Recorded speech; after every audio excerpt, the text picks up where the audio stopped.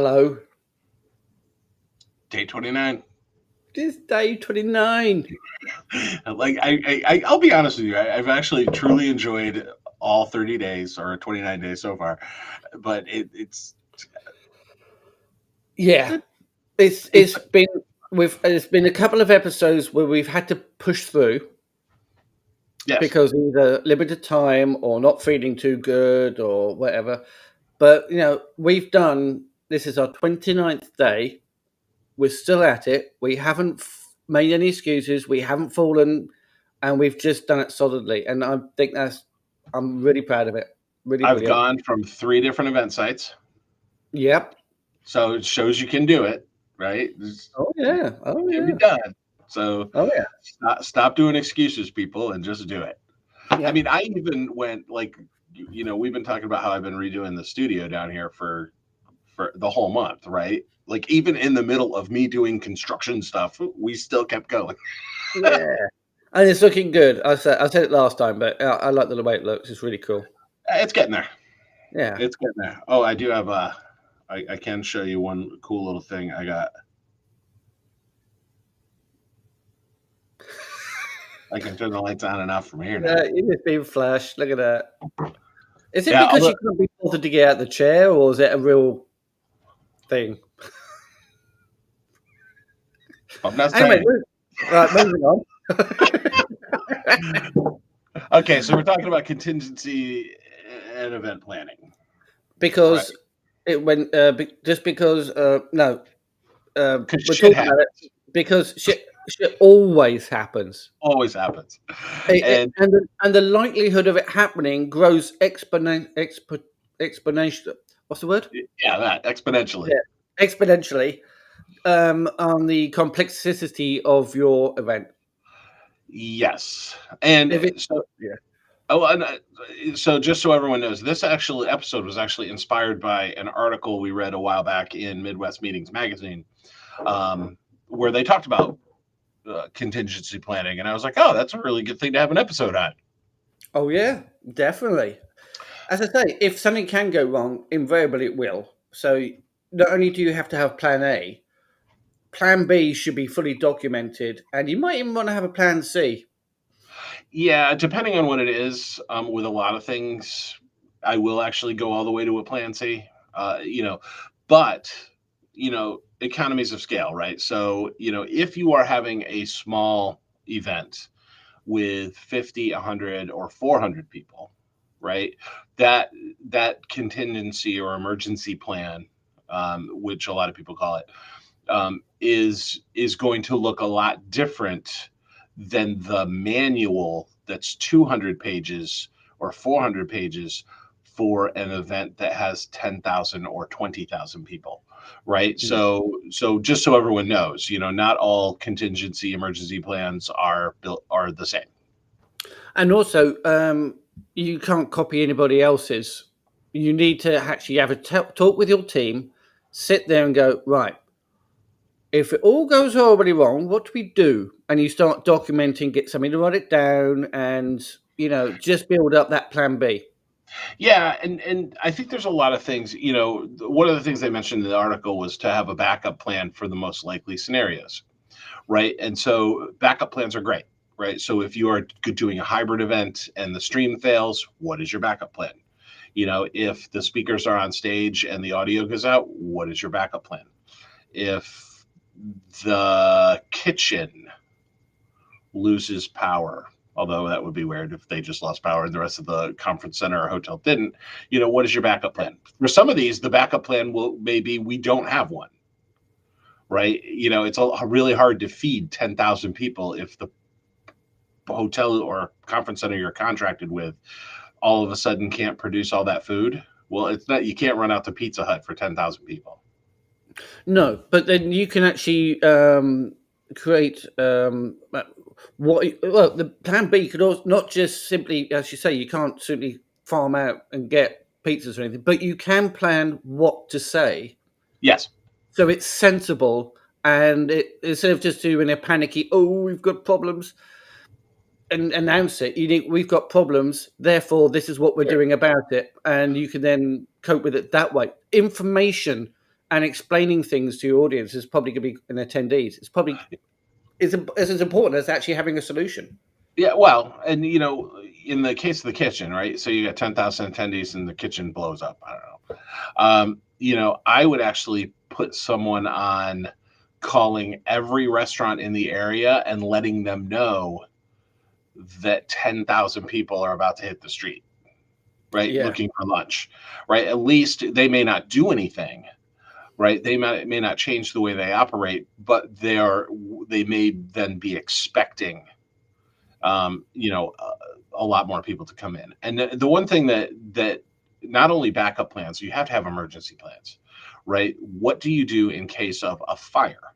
What do you do in case of a heart attack, right? And by that, and this is the really important stuff that staff needs to know. Like if someone we've had one where we had an event and a woman collapsed. It had to do with her diabetes in a session, right? But because we had it documented, everyone knew that the first call was to the EMT that was stationed on site. Second call was to 911. Third call was to the person that handled emergencies for the organization, right? And Yeah. then the phone tree started to go so that everybody was informed. And the lady got really timely help. She was fine, but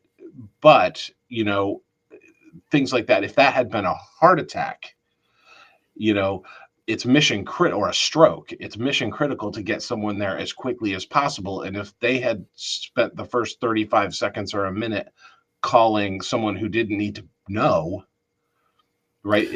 People can get Yeah. hurt. So it's a matter of getting the priorities right. If there's an EMT on station already, then call them first because they're going to be the first ones who can turn up with that kind of speed that you need. Yeah, we had an event once where we didn't actually know what was wrong with the person until afterward. It turned out that it was a bipolar or schizophrenic thing. But they were disrupting the conference, and we all knew something was wrong. This was a very nice person who was disrupting the conference, and then stormed out into the top floor of the parking garage, right? That's where you went out to the parking garage.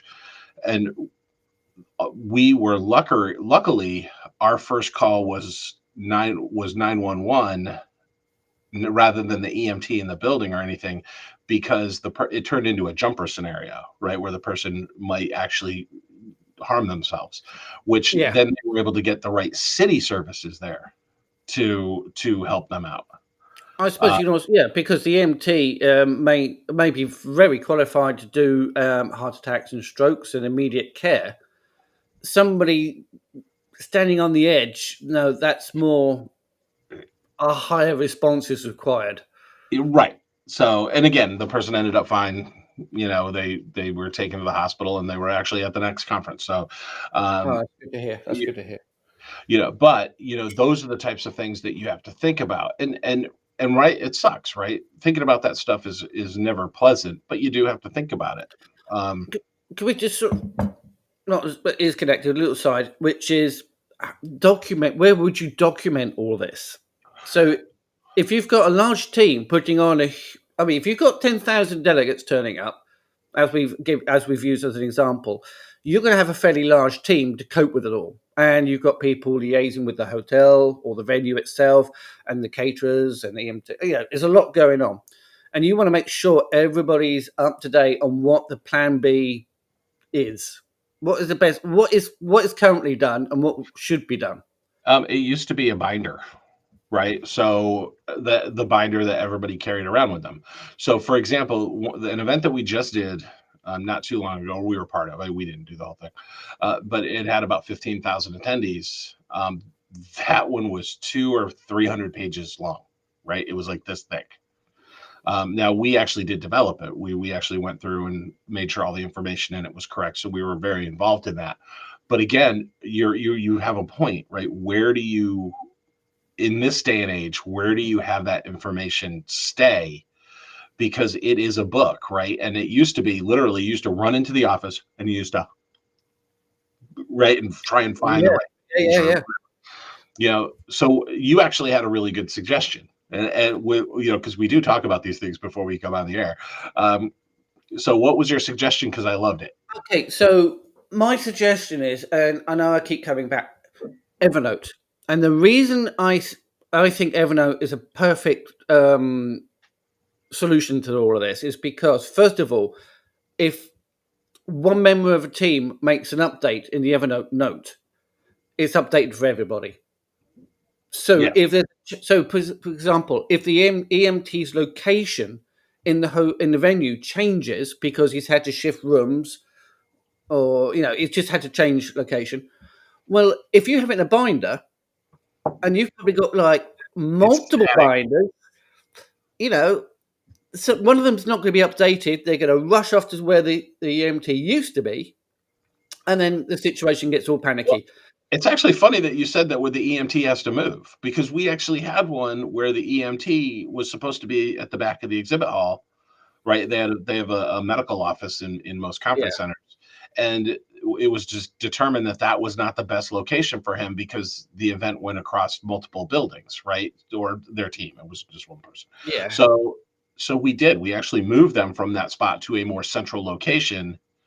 Um, so that was a perfect point. brilliant. Another advantage I see is the fact that Evernote is searchable.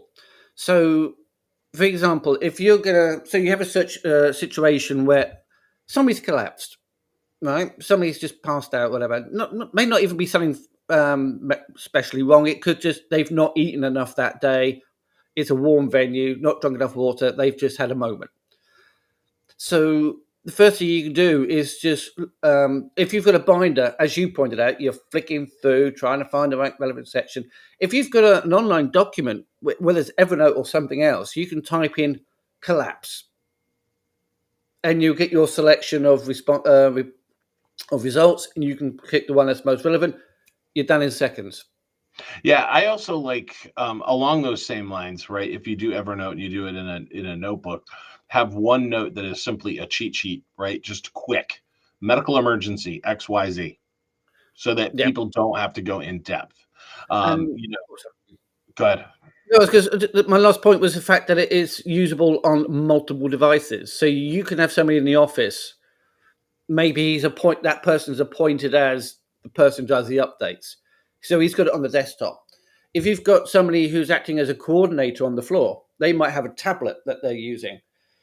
If there's somebody ushering delegates into the correct places, or they're doing a bit of leaflet handing out, they've got it on their smartphone. Mm-hmm. It's It's everywhere. available. It's everywhere. So Yeah. anyway, Well, that's what I like about it. I really, and really like. and for anyone who isn't in the Evernote ecosystem, if your organization is heavily invested in Microsoft Office 365 and all of that, use OneNote. It's the same product. It's just Microsoft's version of it. You can do the exact same thing where you can have a note. Then you can actually link into your SharePoint documents. You can bring in Word docs. You can do all that stuff right into OneNote. Um, Yeah, you know, for others, if you don't use Evernote and you use Nimbus Note, awesome, same product. yeah, yeah. I think what we're basically saying is do it digitally, so it's available on multiple devices. It becomes searchable and is updated, so everybody gets to see the updates, as opposed to ripping pages out of a binder, putting new ones in, and doing that 10 times. Yeah, and so just kind of segueing into the next point that they were making, because again they had some pretty good stuff in that article, Yeah, was developing your relationships, right? And that yeah, stuff does become key, because in the on the off chance that I'll give you a worst case scenario. We were on our way to an event. It was a one night event. It was for a nonprofit that helped disabled kids, and it was their annual fundraiser. And we were not involved with the AV, right? We had recommended the vendor, and then they contracted the vendor. But we're on the way to the place on the morning of, and because we knew the vendor, we contacted them, and they're like, "Well, what do you mean today?" And we were like, "The event is tonight." They're like, "No, it's next weekend." Originally the event dates moved. The people who were organizing it never communicated that to the AV company. oh, But because the AV company was someone that we work with all the time, that went a long way, and they were like, you'll start on time. And they had people come in from all over the place. They were able to make it work. If that was just someone that we didn't have a great relationship with, who knows what would have. I mean, granted, now your plans have plans. We would have found a way to make it work, but it wouldn't have been the awesome event that it was. Yeah.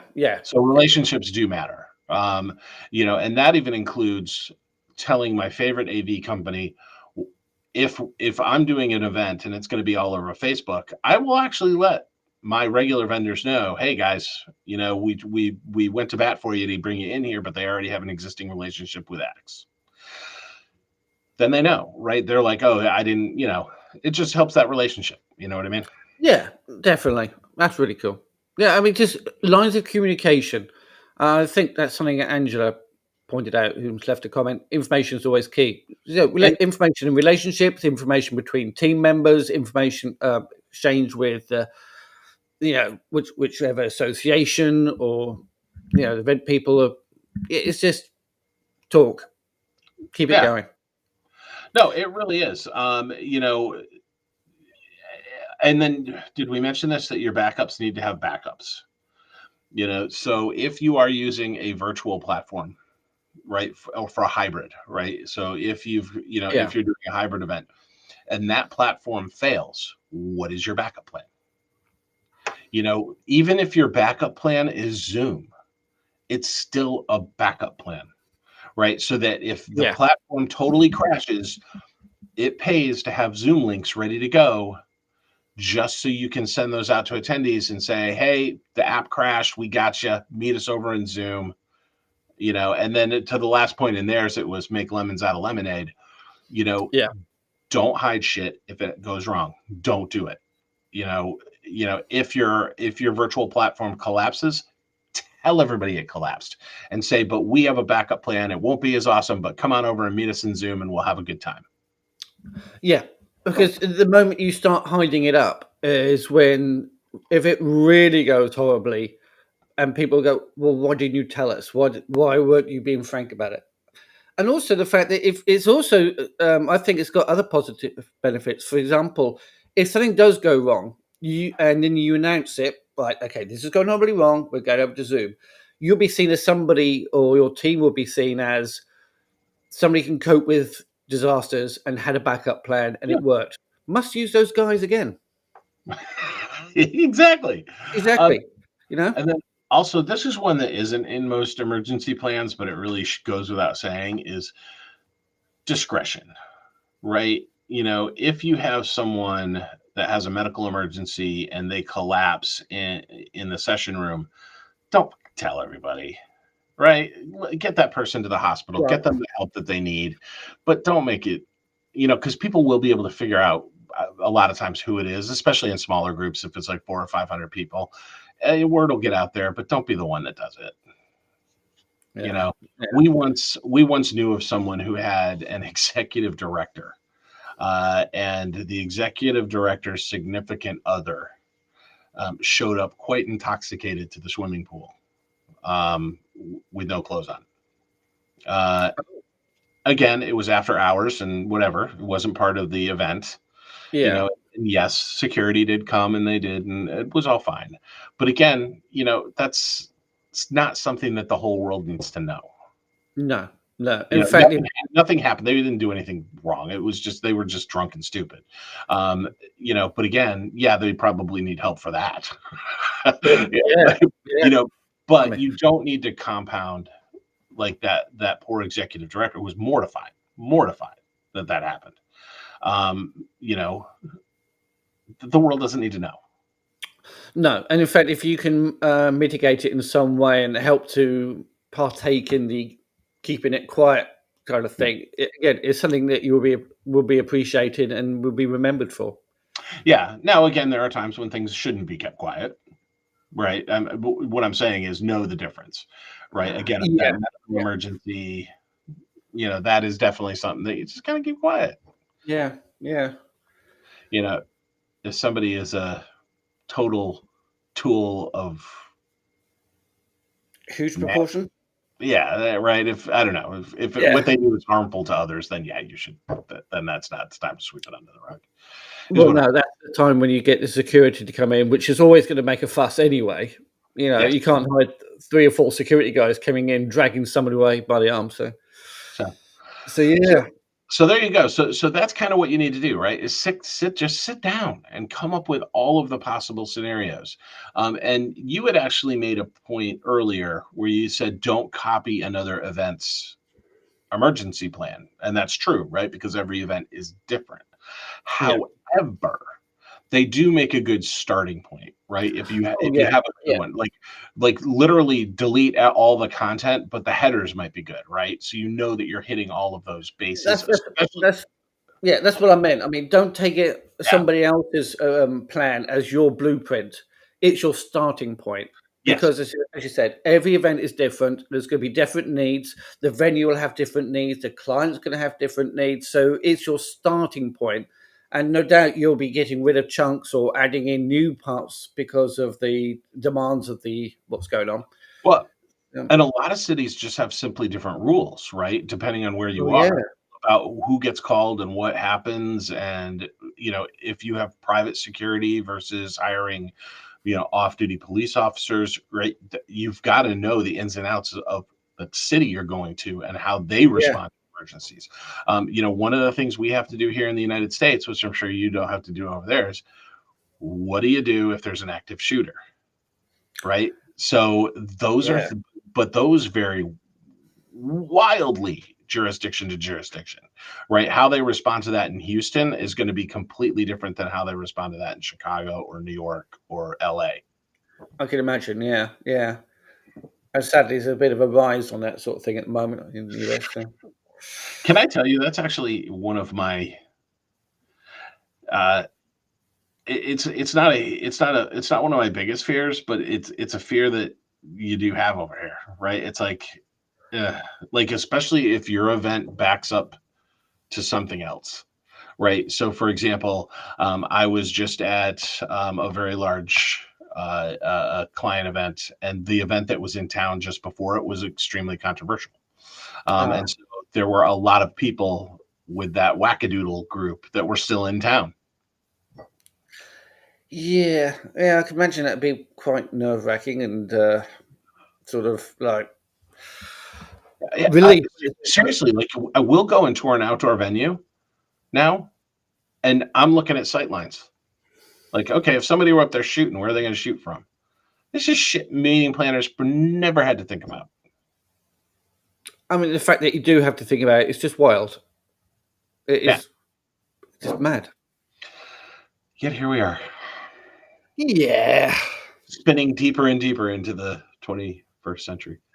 yeah, yeah. Well, if you guys could just sort out your gun laws, it'd be so much nicer, wouldn't it? But there you go. Yeah, it ain't going to change anytime soon. So there you go. Well, I mean that's a political debate that's beyond the realms of this or anything Yes. else we do. So, So, but before we go down that horrible rabbit hole, which will take months and years to get through, that's yes, kind of on contingency planning. yeah, Yeah, yeah. yeah, Angela. I know nobody should have to think that way. However, over here, it's precisely how we have to think. Yeah, I'm just having again. I don't really want to go into it because it is a political and more of a political debate than anything else. But I mean, over here, knife crime doesn't help, and there's Yeah, been but a few shootings. But it's wherever a dude stabs 9 people and then he's tackled, chances are, for the most part, people are really hurt, but it didn't take their head clean off. well, yeah, true. Okay, Anyway. I don't want to think about that now. Can we talk about something else? Yeah, can we? Actually, well, Please. we can talk about tomorrow, because tomorrow coming up. What do we got tomorrow? Oh, Stuart's coming tomorrow.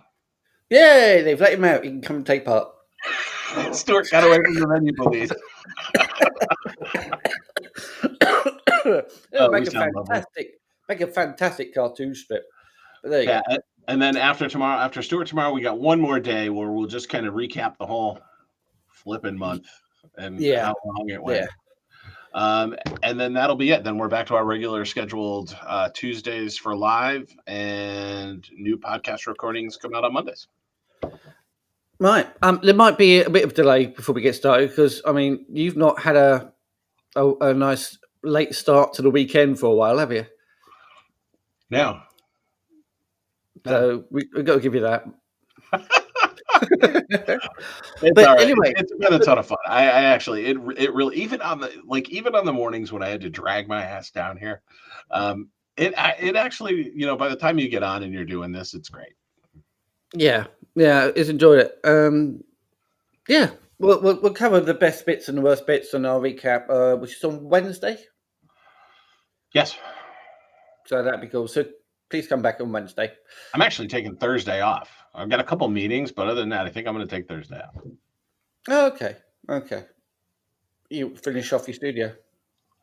I'm 90% there. That's cool. It's looking good. So anyway, all right. Thank you. Awesome. See everybody tomorrow. Ping us or find us at bullet-list.com. I thought you forgot. I thought that was going to be sign off and we're done. But no, you remembered. Well done. And don't forget, Facebook, Event Planner News page, the Panama page, and also the Bullet List group where you can pop in, leave a comment about today's episode, any previous episodes, and please, we want your meeting planner music club suggestions for existing playlist and for upcoming ones. And then join us on the YouTube channel because I nearly forgot that. Anyway,